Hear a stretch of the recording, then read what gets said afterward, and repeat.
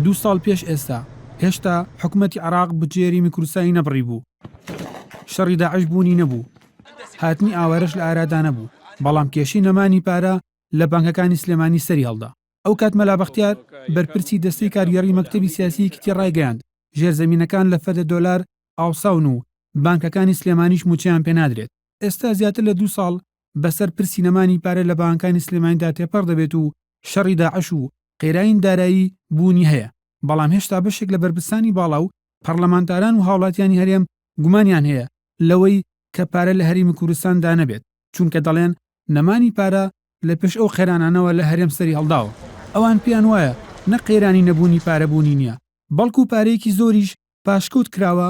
یا براوەتە دەرەی وڵات لەلایەن ژمارەیەک بەرپرس و کۆمپانیا حیزبیەوە کە دەتوانرێت بەو پارەیە موچی فەرمانبەرانی پێ بدرێت و قێرانەکە چارەسەر بکرێت. پارەکانیان بینینەوە خەزانەی حکوومەت و بڵین هەر نەبێ بەشێکی موچی کۆمەڵانی خەڵکی کوردستانی پێ بدەین. ئەوە تا بەرەم ساڵح جێگری دۆمی سکرتێری گشتیەکێتیش پێشتر لە بەرنامەی تاوتو NRTدا ڕایگەیاند بوو پێویستە ئەو پارانەی کە لەلایەن ژمارەی کۆمپانیا و سەرکردەی حیزبیەوە براونەتە دەرەوە بگەڕێنرێتەوە هەرێم. هاوکات لەگەڵ قوڵبوونەوەی قێراین دارایی و دواکەوتنی موچە بۆ ماوەی 5 مانگ فشارەکان بۆ گەڕانەوەی ئەو پارانە زیاتر دەبێت کە گوایە لەلایەن کەسانی حیزبی و کۆمپانیاکانی سەر بە حیزبەوە براونەتە دەرەوە یا لە هەرێم پاشکەوت کراوە. لەو چوارچێوەیەشدا عەلی باپیر ئەمیری کۆمەڵی ئیسلامی لە پەیامێکدا بۆ بەرپرسە بڕیار بەدەستەکانی هەرێم دەڵێت فشار بخەنە سەر ملیاردێرەکانی دەوروبەرتان کە لە پەنای حکوومەتی قەرزدار و لاتکەوتوو هەرێمدا سامانی ناڕەوای زۆر و زەوەندەیان وەسەرێک ناوە، با چەند ملیارێ بگێڕنەوە بۆ خەزانەی حکوومەت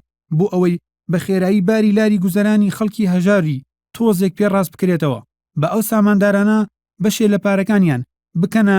بەڵای گێڕەوەی خۆیان و ئەو قەوارە سیاسیە کە لە پەنایاندا دۆڵەمەند بوون. هەر لەسەر و پرسە پێشترە هەریەکە لە فراکسیۆنەکانی گۆڕان و یەکگرت و کۆمەڵ و بستنەوەی ئیسلامی و ئازادی و ئەبنە ئەو نەهرین لە پەرلەمانی کوردستان داوای گێڕانەوەی ئەو پارانیان کردبوو کە لەلایەن کۆمپانیا و کەسایەتی حیزبەکانەوە براوەتە دەرەی وڵات یا لە ناوخۆی هەرێمدا پاشکەوت کراوە کە بە وتەی ئەوان ئەوەش بۆتە هۆی ئەوەی ئێستا حکوومەت توانای دابریکردنی موچەی نەبێت.